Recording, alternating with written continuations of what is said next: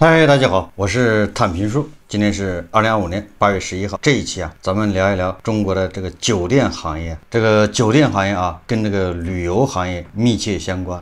最近咱们聊这个旅游行业聊的比较多。今天三联生活周刊它刊登一篇文章，叫《高档酒店价格集体跳水，暑期游你薅到多少羊毛》。它这个文章这个作者好像经常出差。写他对这个高档酒店价格跳水一个看法。这个文章从这个北京市统计局的这个统计数字开始。他说，今年上半年北京住宿业1613家单位营业收入同比下降7.3%，利润总额仅5980万元，降幅高达93%。这是去年已经大跌的基础上再度崩塌。这北京住宿业一共是1600家。营业收入同比下降7.3%，上半年利润下降93%，平均到每家企业的上半年利润不到4万块。这个4万块钱正好是半年里面企业为一位员工支付的费用。一家数十数百人的企业，后厨或者大堂多雇佣1名员工就可能亏损，这是何等的如履薄冰的经营状态。不要忘了北京还是一线城市首都炙手可热的旅游目的地，酒店经营如此艰难，真是难以置信。这个民航的暑期运输已经过半了，北京高居境内热门旅游地的榜首。就是今年北京还是这个游客的这个目的地排第一，但是它的酒店业如此的艰难。衣食住行居民消费的4大品类，行和住是联系在一起的。所谓未完先图速，为什么数据是割裂的？是因为统计时段不同，暑期前大家都不来北京，憋着暑假才来。如是我又找到上半年北京的旅游数据，结果却是来北京游客一直很多，并不存在趋势的突然逆转。北京上半年接待游客1.84亿人次，同比增长7.1%，外省游客1亿人，增长也是7.1%，海外游客246.7万人，增长率高达49%。说既然是旅行，就得有花费，其实整体花费也是增长的。据统计，北京上半年旅游收入达到了3382亿元，增长8.8%。那就是说上半年北京的旅游收入人财两旺，就是人也多了，钱也多了，那这个就不合理了，对吧？钱也多了，那怎么北京的住宿业利润下降93%？1600家一共6个月才赚5980万元，实际上全行业都在亏损的边缘。这个怎么理解外省人、海外人士来到北京，除非是一日游，首先得住宿。可以想见的是，住宿也会是旅游消费的大头。游客们千里迢迢来到一个远距离旅游目的地，一日游的可能性是很小，故而住宿需求不会少，那怎么就不赚钱？这个1600家5900万的利润，这个可是北京市统计局公布的唯一合理的解释就是客单价跌了，对吧？人多了，收入多了，但是人均花费降了，导致利润大幅度下降。实际上通过分析各种客源的花费状况，外省客源在北京的旅游支出增长6.2%，但是北京市是7.1%的这个游客数量增长，那就说明北京市这个游客增长，外地人并没有太多的贡献，恐怕还是北京本地游客，因为外地的旅游支出增长是6.2%嘛。所以说北京本地游客虽然数量增加6.1%，就是数量上不多，但花费上增加了9.3%，这就是结构性的问题。而本地游客与外地游客消费的主要差异，应该就表现在住宿上。那本地游客住的就少根据中量联行数据显示，2025年上半年北京高端酒店市场表现整体承压。截至5月底，全市高端酒店平均入住率与2024年同期基本持平，但平均房价同比下降5%，每间可出租客房收入同比减少超过4%。今年酒店业的席卷全国，年初一些5星级酒店的房价居然降低到商旅酒店的水平，如南京民发珍珠泉大酒店、广州威尔登酒店最低价均在300元左右。今年暑假5星级酒店在平均房价同比下跌12%到18%，某些酒店的入住率却不到20%。北京20家5星级酒店推出800元包含早餐的轻奢套餐。实际上啊，目前这个行情下，对国内的游客来说啊，800元含早餐的这个轻奢套餐那也是贵呀，住一晚上就要花800多，你再加上第二天去玩，门票300，再路费，对吧？你这一天的1000多啊，你再加上吃呢，现在赚钱那么难，所以这个还是高啊，就对国内游客啊。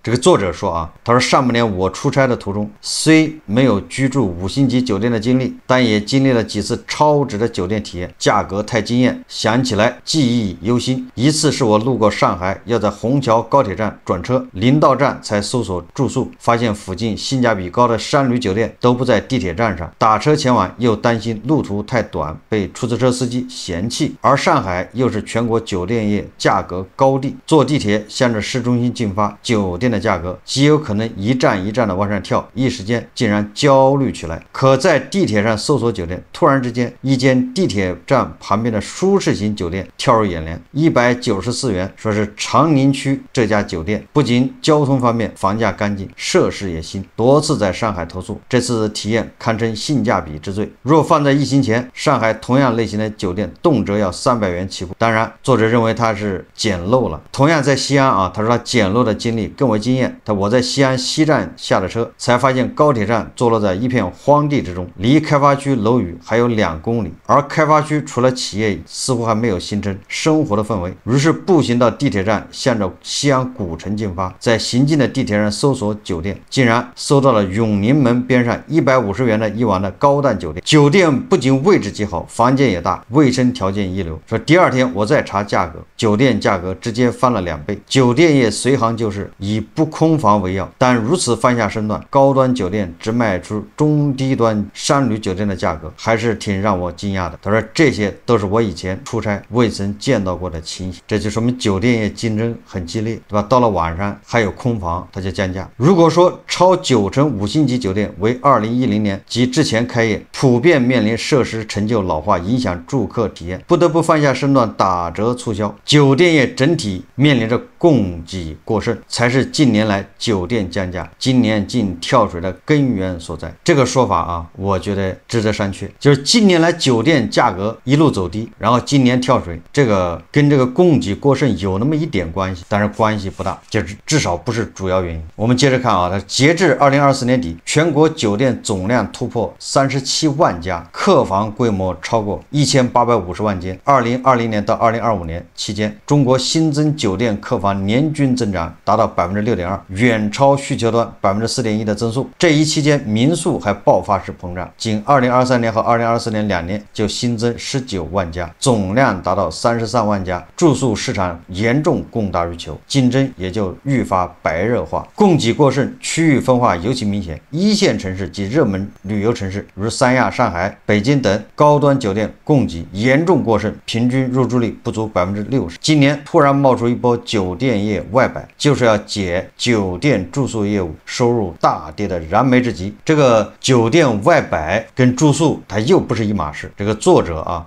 我觉得他对这个旅游行业啊、酒店业恐怕还没有我熟啊。本人啊，毕竟20年前，对吧？25年前啊，那是做酒店预订啊，专门跟星级酒店打交道。虽然这20多年没再怎么去接触这个行业，但是道理是通的，对吧？你住宿和酒店业里面的餐饮，这个也是有关系，但是不是直接关系。所以说，这个作者认为啊，这个5星级酒店出去外摆摊，是要解酒店的住宿业务收入大跌的燃眉之急。这个说法欠妥。在广州，老牌5星级酒店白云宾馆、花园宾馆早餐摊摆在地铁口，大多餐点在3元到8元之间，瞄准早高峰时期的通勤人群。在郑州永活伯爵国际酒店，每天早中晚餐时段定时出摊。根据店家的说法，7月9日竟创造单日营业收入超8万元的记录。当然，这都是无奈之举。北京的酒店业面临的困难尤其严峻，原因是地方政府财政状况趋紧，出差、培训、开会的等公务活动减少，而企业层面，上半年国企利润总额同比下滑3%，国有控股企业实现利润总额同比下降7.6%，随之而来的团建、出差、培训等开支相应压缩，北京酒店业于是失去了一个对价格不敏感消费群体。这个是酒店业遇到困难的原因之一，但不是主要原因。观察北京公务差旅景气如否，一个直观的窗口是各地驻京办的餐厅。作为地方美食最正宗的去处，过去驻京办都是酒香不怕巷子深，可这2年越来越多的探店博主出入驻京办，而去年和今年好多家驻京办餐厅也加入了团购大战，价格极度亲民。这个驻京办都是老黄历了，现在哪还有公开搞驻京办的，对吧？现在所谓的驻京办都是打着驻京办的这个招牌私下宣传而已。全国酒店业都困难，供给太多的缘故，北京的酒店业景气度最差，原来是供给侧和需求侧两边都不给力。北京的这个酒店业最差，主要原因是需求侧，不是供给侧。所以这个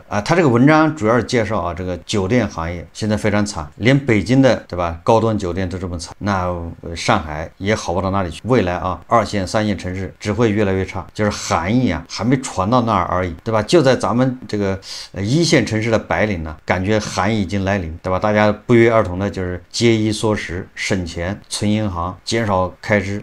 这个时候这些白领回老家过年，发现县城里面这个消费非常火爆，县城的经济似乎是一片大好，岁月静好。但是2年以后呢，那县城不也一样吗？只不过是含义从1线城市开始，它传到这个欠发达地区，传到县城，它需要时间呢，对吧？含义只会迟到，不会缺席，记住了。所以具体说到这个为什么高端酒店现在越来越难，我作为曾经的业内人士，我可以负责任的告诉大家，这个5星级酒店对吧，高端酒店现在越来越难，主要原因是外资的撤离。别的不说了，以苹果为例，对吧？前几天我看到新闻报道，卖到美国的苹果手机印度已经占了大头，对吧？印度已经超过中国，就是卖到美国的苹果手机。那这个以前都是中国的，对吧？这个就是从中国搬到印度，这只是一个例子。那你想其他的行业有多少外资从中国，尤其是美资，对吧？那个还有欧洲的、欧盟的，还有日资日企、韩企这些发达地区。5星级酒店呢，它本来住宿的都是商务，对吧？这团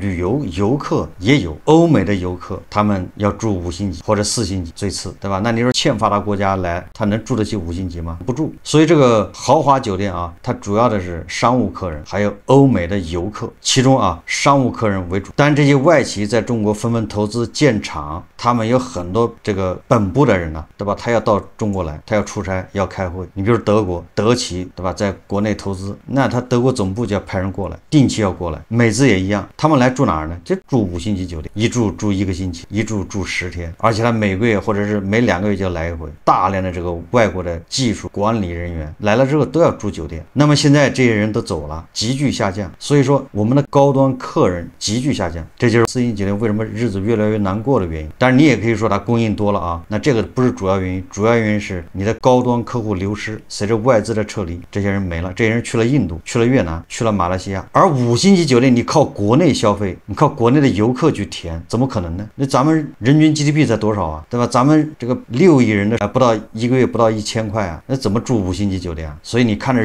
旅游这个人数再多，那跟你5星级酒店没关系。那5星级酒店它就得降维打击所以它价格降到300，对吧？它一降价，那不就内卷吗？对吧？那些低星级的或者经济型酒店，它就承压，对吧？你一个如家，你一个什么锦江之星，你卖400，那就贵了嘛。人家5星级的才卖400，所以你看，这不就由于高端客户流失导致内卷，大家都往下卷。这是我认为的这是为什么酒店行业现在越来越难做的原因，因为你的掐尖儿的那个客户，最能带来利润的客户没了，剩下的都是穷鬼杀恶鬼，都是准备极致性价比的我以前大概2001年的时候，在北京做这个酒店预订我有个客户户是美国人，他每次到中国来都要住国贸那个行政楼层，一晚上$400，他每次来住3天，大概2个月来一回。然后他到北京住3天，上海再去住3天，他上海还有公司，这公司现在还在啊，非常出名。但人家现在不来了，他一晚上$400啊，对吧？这就是5星级酒店为什么困难的原因，对吧？这种叫贡献利润的客户没了，那你就剩下的就是性价比的客户，那你这个的你想赚大钱太难了。所以你看啊，随着这个外资的流出，你看看北京市1600家星级酒店，整个上半年就赚了不到6000万，这才是根本原因。这是啊，第二个这个文章说啊，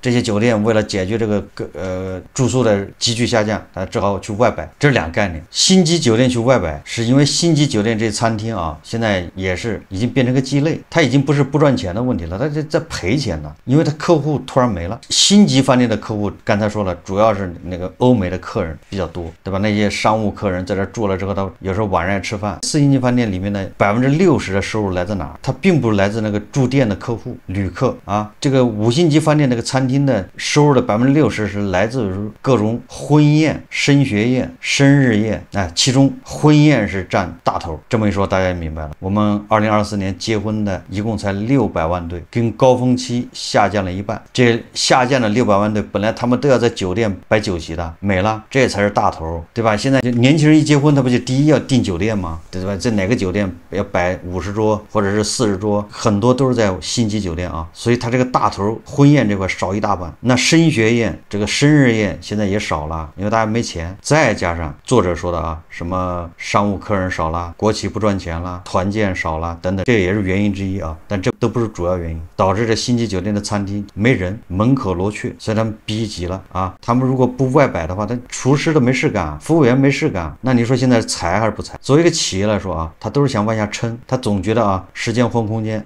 这扛过这一段这个困难时期，马上就能迎来光明，所以他们本能上他在想办法，他不会裁人，他先想办法保持，所以他们就想到的就是外摆。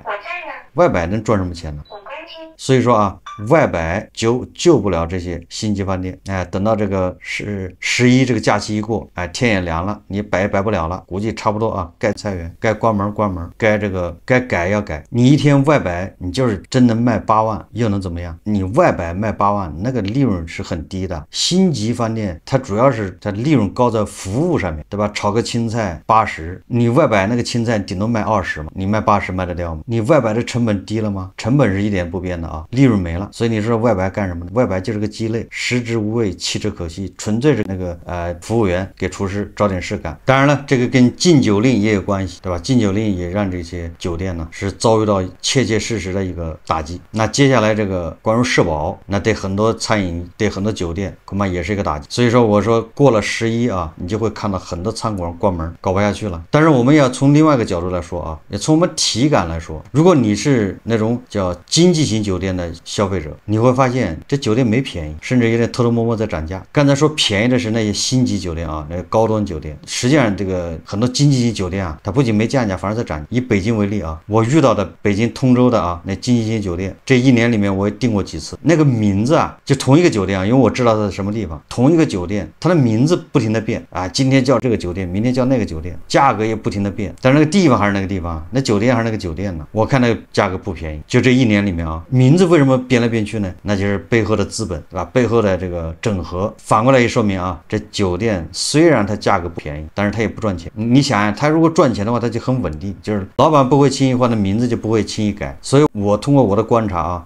经济型酒店的价格没这么便宜，有的时候偷偷摸摸在涨，但是就这个它也不赚钱。经济型酒店，讲的就是极致的性价比。刚才说了啊，这个高端酒店呢，它的经营状况恶化，跟这个企业的盈利啊下降，对吧？跟经济形势也密切相关。这个刚才作者也说了，大家都知道啊，你像那个一般的好一点的企业，民营企业啊，或者上市公司，或者是国企、央企，过去管得不紧的时候，管得不严的时候，他们每年都要搞年会啊，对吧？搞团建呢，那搞年会那不就是在酒店里面吗？对吧？我以前上班的公司，每年的年会都在北京饭店那个什么金色大厅，整个大厅啊，大概能摆30-40桌吧。那后来效益不好了就不搞了。那现在谁还跑到北京饭店去搞那个什么年会啊？这是在北京饭店。如果到外面去搞，那还要住宿，至少住1晚上或者2晚上。但是现在因为各行各业都不景气，企业都在赔钱，谁还搞这个年会呢？所以你看啊，这是不是对这个星级酒店影响很大？所以从这个5星级饭店目前的这个情况来看，对吧？价格集体跳水，实际上就反映了这个经济目前一个现状。低端酒店在往上走，低端酒店的需求在增加，对吧？这就反映出大家虽然没钱，但是出去玩那是刚性的，还想出去玩。虽然勒紧裤腰带，那也得出去玩，能不花钱就不花钱。所以这个反映出来是出行的人数增加，但是 UP 值在下降。但是啊，随着这个5星级酒店、高端酒店这个过剩，他们往下卷，必然会让这个经济型酒店一样的会承压，经济型酒店也会马上面临过剩。所以这个酒店业啊，包括附带的餐饮业，恐怕是下半年啊最惨的行业。这个我在前几天节目也说过了，这个外摆只是回光返照啊，外摆只是他们不甘心，还想最后搏一把，不想束手就擒了，不想坐以待毙。好，这期节目啊，咱们就聊到这里，感谢大家收看。如果喜欢我的节目，欢迎订阅转发，也可以在下方留言评论，谢谢大家。